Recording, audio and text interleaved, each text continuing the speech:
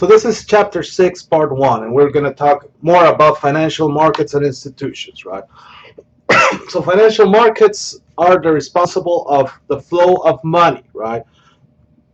So money, as we mentioned before, goes from investors to entrepreneurs, right? People that are going to invest it, right? That they're going to make more money.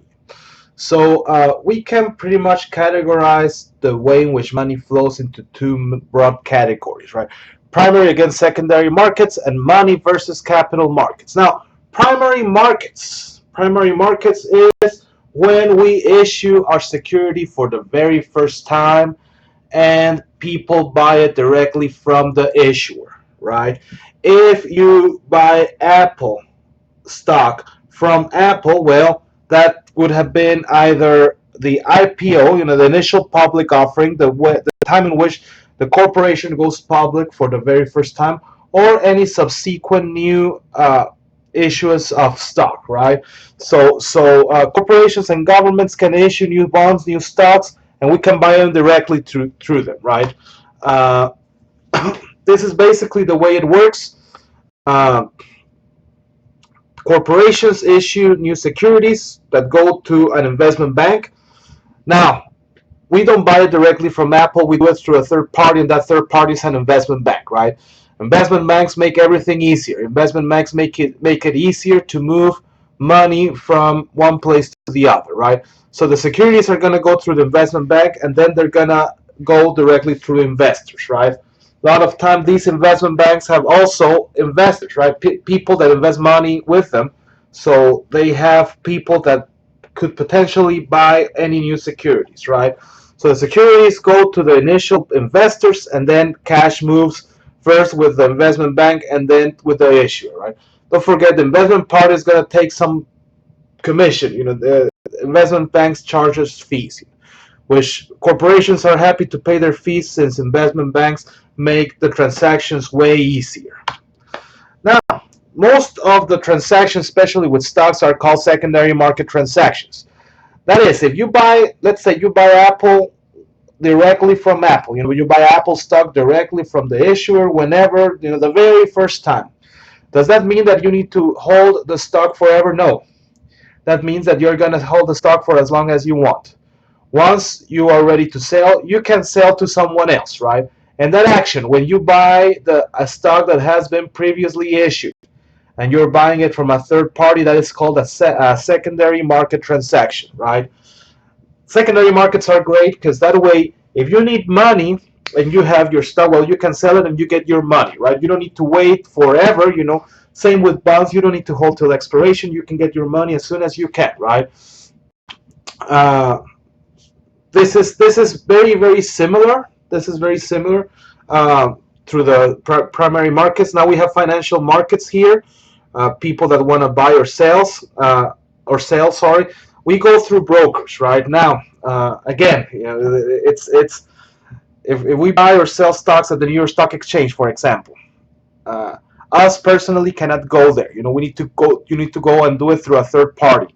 Why? Well, because that third party has access to they know buyers, they know sellers, they can do a more efficient job as opposed to us personally, right?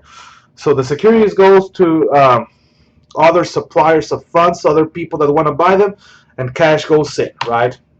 Now, there's another broad division, which is money markets and capital markets. So money markets are instruments that are going to mature within a year. Capital markets, instruments that with maturities greater than 1 year, right?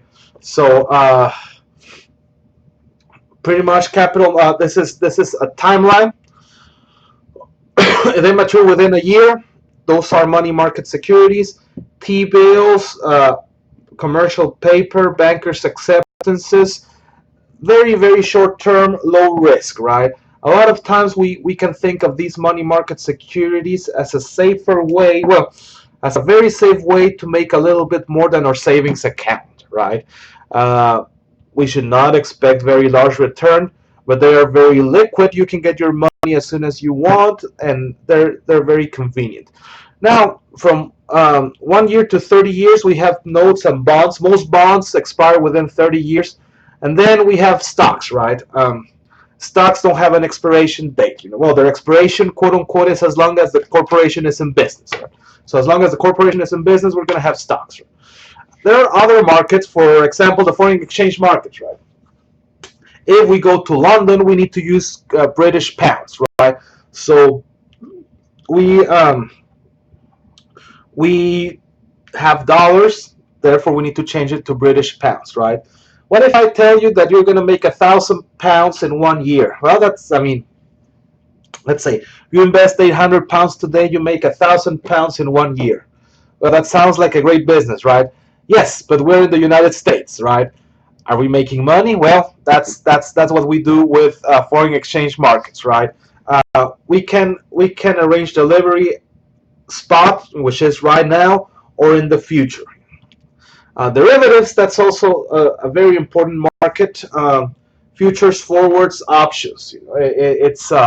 It's very complex. It's very interesting, and you basically agree today on whatever's going to happen in the future.